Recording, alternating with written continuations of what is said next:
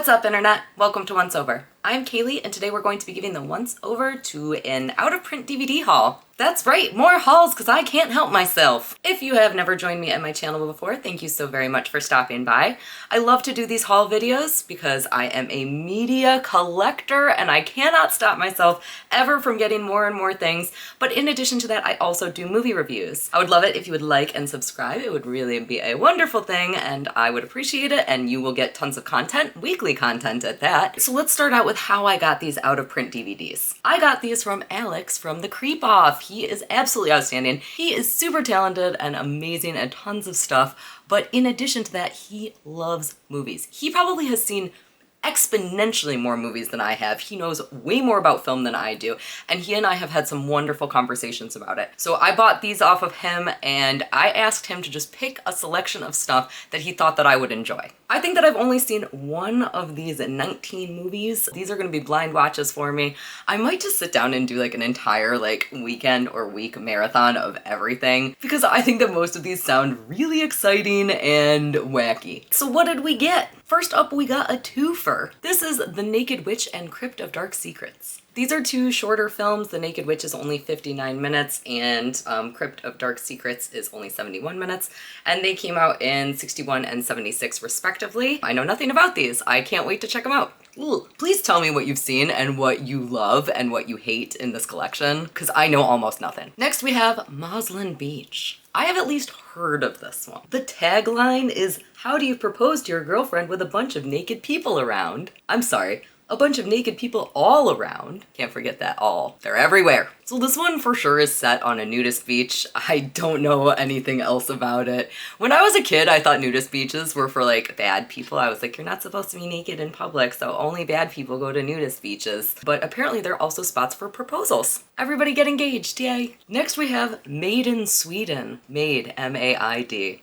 Saucy. I'm pretty sure that most of this haul is just softcore porn. Trashy. I like it. This came out in 1971, but this copy includes an interview from 2008 with the star of the film, so I wonder if she'll be wearing clothes or not. Next we have Lost Voyage. This stars Judd Nelson and Lance Hendrickson. I'm not a huge Judd Nelson fan. This cover does not appeal to me a super amount. If I was in a store, I would probably not pick this up. I tend to judge things entirely based upon their cover. This one is one I'll probably put towards the bottom of the stack when it goes for me checking it out, but if you've seen it and you love it, let me know. Well, will you look at that? I have actually seen two of the movies in this stack because I have also seen Komodo. This came out in 2000, so right around the fun times of things like Anaconda, Jurassic Park. We actually have the writer of Anaconda and the special effects creator of Jurassic Park worked on this. I rented this from Blockbuster back in the day. I have almost no memory of it, so I imagine it is just a good, fun,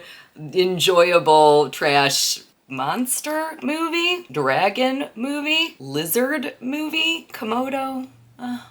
If you had asked me what year this came out, I would have said that it was earlier than that. I would have guessed late 90s. I guess that's not that much later if it came out in 2000. But this definitely has all of the 90s feels, if I remember correctly. This one is a movie that I haven't seen, but I am familiar with the story behind it. This is a documentary called How to Draw a Bunny. It talks about the artist Ray Johnson and his mysterious death. It is a really interesting story, at least from what I remember of it, so I'm excited to actually check out the documentary about it. Next we have The Stud. Ooh, Joan Collins in The Stud. Oh, even better. Joan Collins in The Stud. Satisfaction guaranteed. I don't usually read too much about movies before I watch them, but I did just read the back of this and it sounds pretty cool. Joan Collins is back and she's fierier, I can't say that word right now, than ever as Fontaine Khalid, the bored wife of a rich businessman and the owner of London's hottest club, The Hobo. What a weird club name. Tony Blake, who doubles as Fontaine's boy toy,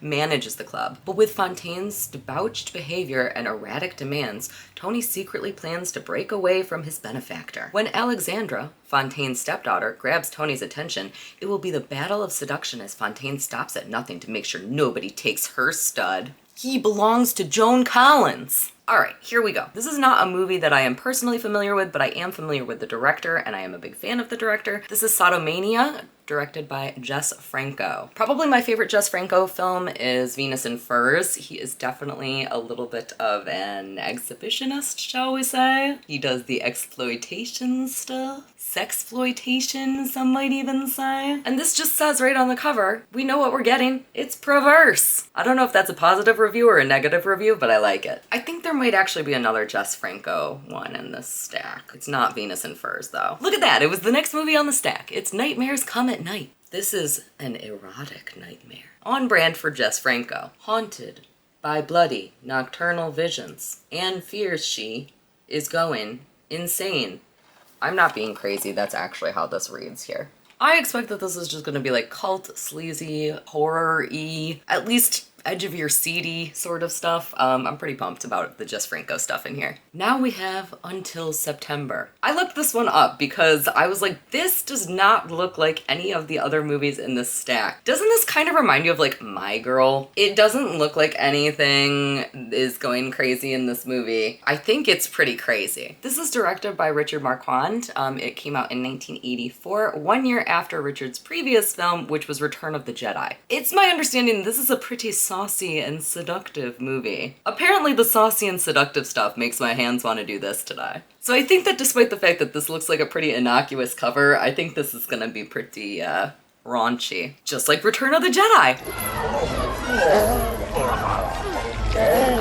Next we have Dead Bang. Looks like a little bit more of an action film, right? This is directed by John Frankenheimer, who is the guy that took over directing The Island of Dr. Moreau, the super shitty one with Marlon Brando and, what's his name? Val Kilmer, after Richard Stanley got kicked off the directorial seat. Really great documentary about that, actually, if you guys haven't seen The Island of Lost Souls. The Richard Stanley story or something like that. I can't remember what it's called. It's fucking great. Maybe just Lost Souls. It's not called The Island of Lost Souls. Whatever, you guys can look it up and find it. Here it is on the screen. Wow. Anyways, Dead Bang, definitely more of an action film. His wheelhouse, Frankenheimer's wheelhouse, seems to be action. This came out in '99, which was after Frankenheimer's kind of like height of his career. Earlier on, he had been doing things like Ronin and The Manchurian Candidate, and I want to say Seconds also. He did go on to do things like The Reindeer Games, so he's definitely an interesting director. He doesn't have like a ton of trademarks, but I think this one's going to be a fun one to check out. Next, we have some Italian giallo, Delirium, yay! This is directed by Lamberto Bava, who of course collaborated a ton with Dario Argento on things like Demons, and was also another huge giallo guy. This came out in the 80s, and I have not seen it, even though I am a huge giallo fan, so I am pumped to check this one out. I think it's probably going to be really beautiful. We get a lot of that. You guys know what giallo is. I don't need to explain to you the things. You already know. I will also say that the back cover of this is a bonkers. There is an eyeball head guy. There is flies on a lady's face. I think that's the famous scene from this movie. Do I know that? Have I seen this? I might have seen this one. I can't remember. All right, well now I'm even more excited to see it. I totally have seen this, featuring the famous bee attack murder. That's what it says on here. Those are bees, not flies? Have I seen this? Is this a false memory? I don't know. I gotta watch it and find out. That might be the first one I watch. All right, here is the other movie that I have definitely seen in this collection, and it is Derail, starring Jennifer Aniston. That's why I've seen it. I love Jennifer Aniston. I don't recall that this was a very good movie. It's like one of the like mid 2000s, like 2005 or 2006. I can't remember what year it came out. It's one of those movies where it is just very stereotypically that era of film. Action sort of thing. And Exhibit is in it. You probably know Exhibit from Pimp My Ride. Turns out he was a great actor when he was doing that reality show because he hated everything that he was doing. I mean, he didn't do a lot of stuff other than this.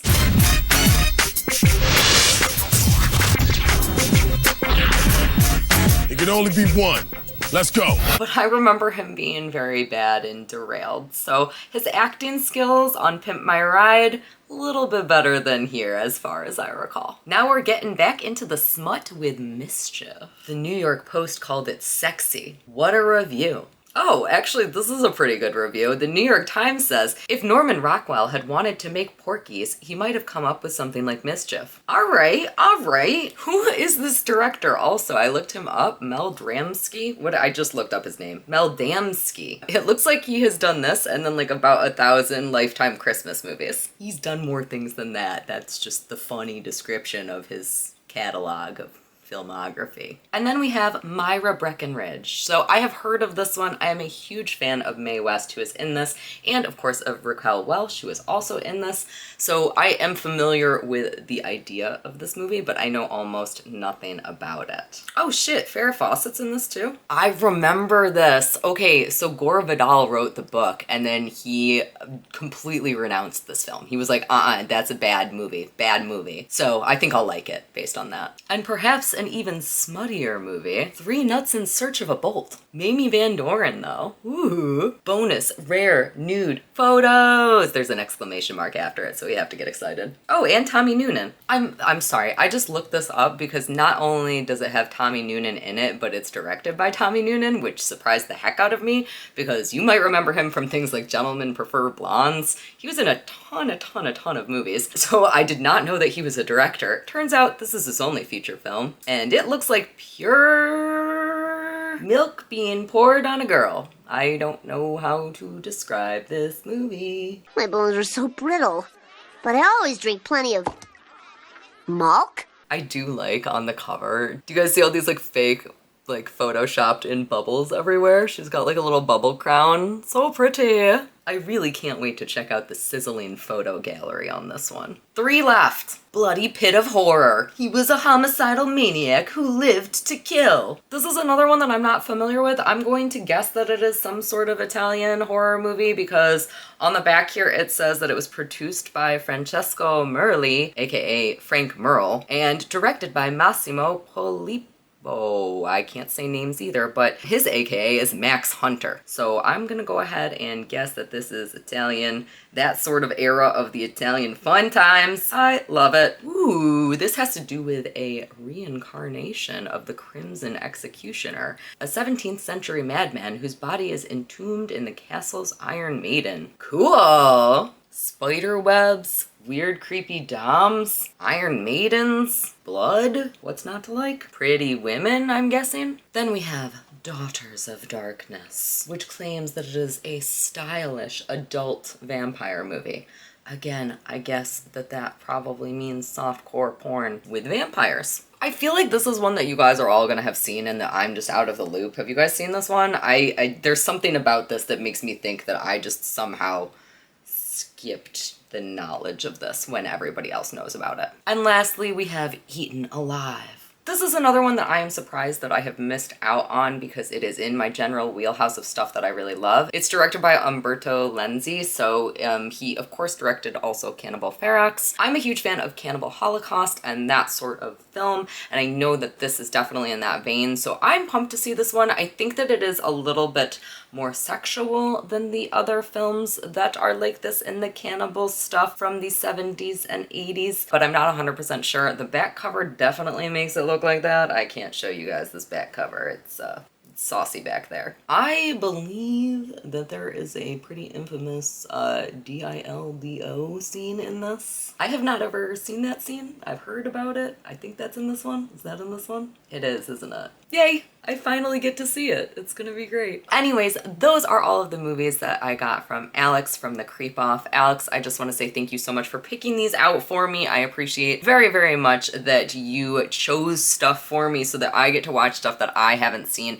and I might not have otherwise picked up. We always get into these habits, or at least I know I do, where we just rewatch the same movies again and again and again, and that can be a really wonderful habit, but it can also be a bad habit because that means that sometimes we're missing out on some incredible films that we've never seen before. There's not enough hours in the day to watch all the movies that we want, so I get really excited about being able to play around with stuff that I haven't seen before, and it seems like I will certainly be playing around with these movies because they are sexual. I'm making a sexual joke right now. That's what I'm doing. Thank you very much for watching. Please don't forget to like, subscribe, turn on the notifications, do the things. Let's do more of these things with the hands, and I can't wait to see you in the next one. Bye.